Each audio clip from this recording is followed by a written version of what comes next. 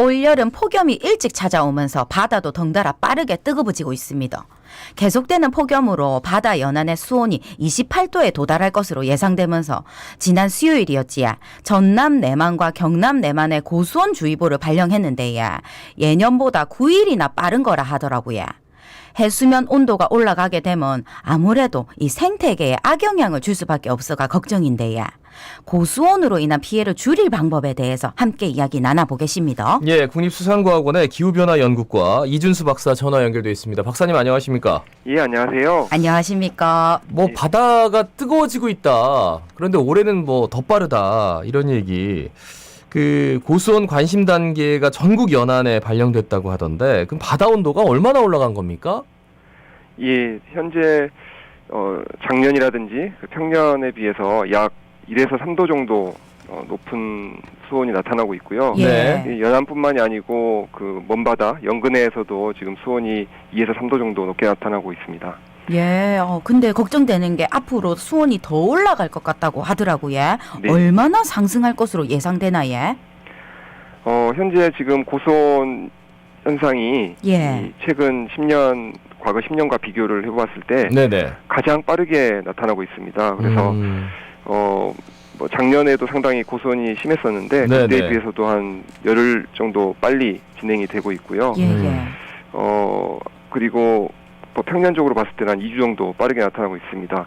이렇게 올여름에 이게 수온 상승이 그 좀 빨라진 그 원인으로 꼽자면은 네네. 북태평양 고기압이 이제 보통 여름철에 우리나라에 찾아오는데요. 그렇죠. 이 고기압이 좀 빨리 우리나라에 영향을 미치기 시작했기 때문이라고 할 수 있습니다. 예. 그리고 최근 며칠 전에 이제 그 제4호 태풍 에어리가 우리나라에 영향을 미칠 거다라고 했었는데 예. 그 태풍이 원래는 이제 전남 쪽으로 갈 거라고 생각을 했었는데 예, 예보가 예. 됐었는데 그게 일본 쪽으로 방향을 틀고 나서 이 남서쪽에서 뜨겁고 습한 공기가 우리나라로 이렇게 밀려들면서 그 이렇게 수온 상승 현상이 더 심해지고 있고요. 예, 예. 그리고 최근에 이제 티벳 고기압이라고 해서 네네. 티벳 고원에서 중국 쪽에 있는 티벳 고원에서 발생한 고기압이 우리나라에도 지금 영향을 미치기 시작했거든요. 예, 그래서 예. 2018년 같은 경우에 북태평양 고기압과 티벳 고기압이 함께 이렇게 겹쳐지면서 네. 우리나라에 열돔이라는 게 생겨서 엄청 더웠죠. 엄청 수온이 그때 많이 올라갔었거든요. 예, 맞아요. 그런데 올해도 그런 현상이 생길 수도 있는 가능성이 있기 때문에 예, 예. 상당히 위험한 상황이고요. 물론 아직 장마가 완전히 그 종료된 게 아니고 다음 예, 주에 예. 또 다시 활성화될 가능성도 있어서 예, 예. 좀 더 지켜봐야 될 것 같고요. 그리고 태풍이 또 발생해가지고 우리나라에 영향도 미칠 수 있기 때문에 수온 변화에 대한 예측은 아직 유동적이긴 한데요. 저희가 이제 그 수치 모델을 이용해서 네네. 일주일 후에 수온을 예측해본 결과 평균적으로 우리나라 바다 수온이 현재보다 한 2도 정도 더 올라갈 수가 있다라고 예측이 되고 현재보다 있습니다. 2도가 더 올라간다. 네. 예. 그러니까 우리가 보통 태풍이 일본으로 비켜갔다 그래서 좀 다행스럽다 했는데 이제 해수면 온도만 본다면 네. 태풍 같은 것들이 한번 이렇게 바다를 전체를 한번 이렇게 뒤집어주는 게 훨씬 좀 나은 거군요. 네, 맞습니다. 아. 태풍이 지나가게 되면은 그 바다 표면에 있는 뜨거운 그 해수가 밑에 있는 차가운 해수와 섞이면서 네네. 수온이 내려가는 효과가 있습니다. 아, 그렇군요. 근데 수온 상승하게 되면 아무래도 어장에 피해가 클 수밖에 없는데 네. 뭐 한 앞으로 2도 정도 올라간다. 뭐 2도 뭐 얼마나 대단해. 그런데 이제 바다에서 1도가 뭐 네. 육상에서 뭐 몇 도다 뭐 이런 얘기도 있던데 네. 뭐 어느 정도입니까? 아무래도 그 열 용량 자체가요. 예. 예. 공기와 물의 열 용량 자체가 큰 차이가 나기 때문에 예. 바다에 그 서식하는 이런 어류들이 받는 그 체감적인 영향은 우리가 이제 그 육상에 살고 있는 우리가 받고 있는 그 체감과는 좀 더 다를 수가 있고요. 예. 네네. 예, 다를 수가 있습니다. 그러니까 얼마나 차이가 나는 거예요? 그럼 바다에서 그렇게 하면은. 그게 이제 순수히 물리적으로 얘기하자면 예. 예. 열 용량 관련해 가지고는 이제 단위 부피당 열 용량을 치자면 한 4,000배 정도까지도 4,000배요? 예, 물이 더 많은 열을 포함을 할 수가 있거든요. 그만큼 에너지가 더 많이 물에 쌓인다고 할 수가 있습니다. 그러니까 물에 많이 쌓이니까 그러니까 여기서 이제 급격하게 올라가는 온도와 네. 정말 미미하지만 뭐 0.1도, 1도 이렇게 올라가는 온도가 완전 차원이 다른 거네요, 그죠? 예. 예. 그럼 뭐 그 바다 어류들이 그 느끼는 게 정말 달라요. 뭐 폐사되고 이런 거 보면 네. 수온이 뭐 어느 정도 올랐을 때 그렇게 좀 위험 신호가 오는 건가요?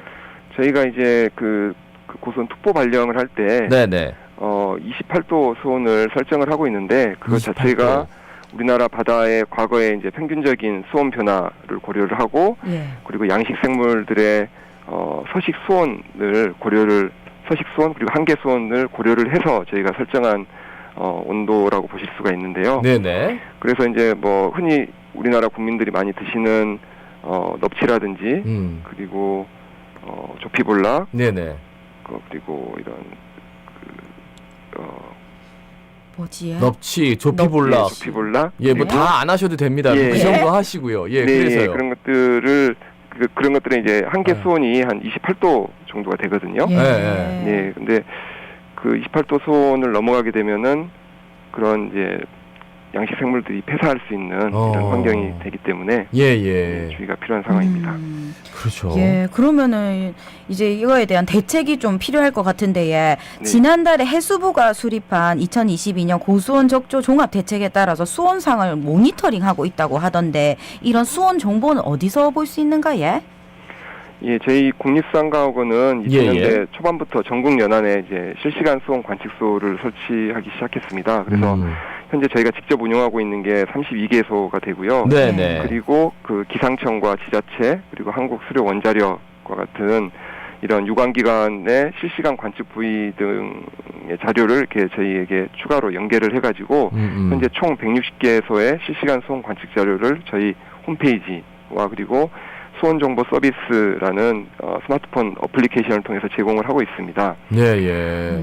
그래서 이제 검색 포털에서 실시간 수온이라고 검색을 하시면 아마 국립수산과학원의 실시간 해양환경 어장정보 시스템이라는 사이트가 맨 위에 나오는 것을 확인하실 수가 있고요. 네네. 그리고 스마트폰 어플리케이션에서도 수온 정도 서비스라고 검색을 하시면 이런 어플리케이션이 제공이 되기 때문에 다운받으셔서 실시간 자료를 제공받으시면 됩니다. 양식 업 하시는 분들한테는 정말 필수겠네요. 그죠? 네, 그렇습니다. 예. 그러면 만약에 고수온이 이렇게 발생했어요. 네. 그러면 이제 뭐 가두리 양식장이든 양식장이든 뭐 이렇게 갇혀져 있는 거잖아요. 네. 그럼 거기에 뭐 어떤 것들을 뭐 장비를 동원해서 대책이 있는 건지 그것도 좀 궁금합니다. 네. 보통 이제 그 양식 생물 같은 경우는 고수온 그리고 용존 산소량이 부족한 경우에 그런 생리적인 측면에서 스트레스를 받게 됩니다. 그렇겠죠. 이런 스트레스가 면역 체계라든지 생리 기능을 약화시켜서 성장을 둔화시키고 그리고 질병 감염에 따른 폐사로 이어질 수 있도록 하게 되는 거거든요. 네네. 그래서 양식 생물이 안정적으로 사용될 수 있도록 그 점검과 관리가 필요하고요. 네네. 특히 그 사용 밀도를 조절해서 너무 이렇게 밀식을 하게 되면 또 이렇게 산소도 부족해지고 그렇지 않습니까? 그래서 사용 밀도를 조절하는 게 필요하고 그다음 물을 순환시키는 이런 환수량을 증가를 시키고 그리고 액화산소라든지 산소 공급 장치를 추가적으로 가동해서 용존 산소량을 높이도록 하는 것이 필요합니다. 산소를 계속 공급한다. 네. 그렇죠. 그리고 양식 생물에게 스트레스를 주지 않는 게 중요하고요. 그리고 고수온기에는 사료 공급을 줄이거나 중단해야 됩니다. 그러니까 잘 안 먹으니까 그런 거군요. 그 물만 오염되고 아닌가요? 아니요, 그 너무 또 많이 먹게 되면은 얘들 생리 활성이 또 너무 이렇게 활발해져서 오히려 더 위험한 상황. 괜히 많이 먹고 막 열심히 뛰면은 땀 나고 막 더 스트레스 받으니까. 네, 그렇습니다. 근데 스트레스를 어째 안 받게 할 수 있습니까? 네, 방금 말씀드린 것처럼 산소 공급 이런 밀식을 좀 줄여주는 게 좋을 것 같고요. 그러니까 넓은 데 가서 좋은 공기 마시라기도 뛰어놀게 해주는 그런 게 뛰어노는 것보다는 좀 넓은 데로 옮기면 넓은 데로. 사람이 좀 힐링도 하는데 물고기도 거의 비슷하군요, 그죠? 네, 그렇습니다. 국립수산과학원에서 앞으로 어떤 대책을 좀 마련하고 있는지 그것도 좀 말씀해 주세요. 네. 경남 해역에서 현재 그 4천만 강진만에 이제 오늘 이번 주 수요일에 주의보가 발령된 상태인데요. 네네. 앞으로 이제 수온이 지속적으로 상승하게 되면 경남 해역의 거제라든지 통영 이런 해역에서도 주의보가 또 발령될 것으로 예상을 하고 있습니다. 네네. 그래서 저희 국립수산과학원은 우선적으로 이 실시간 수온 관측망 160개소를 활용을 해서 수온 변화를 지속적으로 감시하고 양식 피해가 발생하지 않도록 어업인과 공무원 등을 대상으로 수온 정보를 신속하게 제공을 할 것이고요. 그리고 지자체와 합동으로 현장 대응반을 저희가 가동을 하게 됩니다. 네네. 그래서 사료 공급 조절이라든지 출하 독려 이런 것들을 이제 어장별로 밀착해가지고 현장 관리를 실시할 계획입니다. 예, 마지막으로 시민분들께 한 말씀 부탁드립니다. 네. 최근에 이제 전지구적으로 발생하고 있는 이런 이상기후로 인해서 올여름도 극심한 폭염하고 그리고 고수온이 발생을 하고 있습니다. 아무쪼록 시민 여러분 모두 건강하게 올여름을 잘 보내시길 바라고요.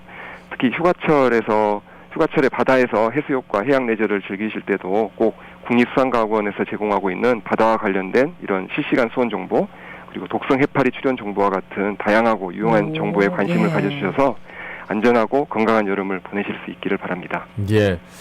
물이 뜨거워지면 수온이 높아지면 해수욕하는 데도 좀 문제가 있나요? 그거는 아니죠. 그건 아니고요. 예. 그 동해 연안 같은 경우는 봄에서 여름철에 남풍 계열 바람이 오랫동안 세게 불었을 경우에 수돗물이 올라오는 경우가 있습니다. 그래서 동해 쪽에 있는 해수욕장 같은 경우는 이렇게 냉수대가 발생할 때 그 수온을 체크를 잘 하셔가지고 주시를 하셔야 될 필요가 있습니다. 네, 말씀 잘 들었습니다. 고맙습니다. 감사합니다. 네, 자, 감사합니다. 국립수산과학원 기후변화연구과의 이준수 박사였습니다.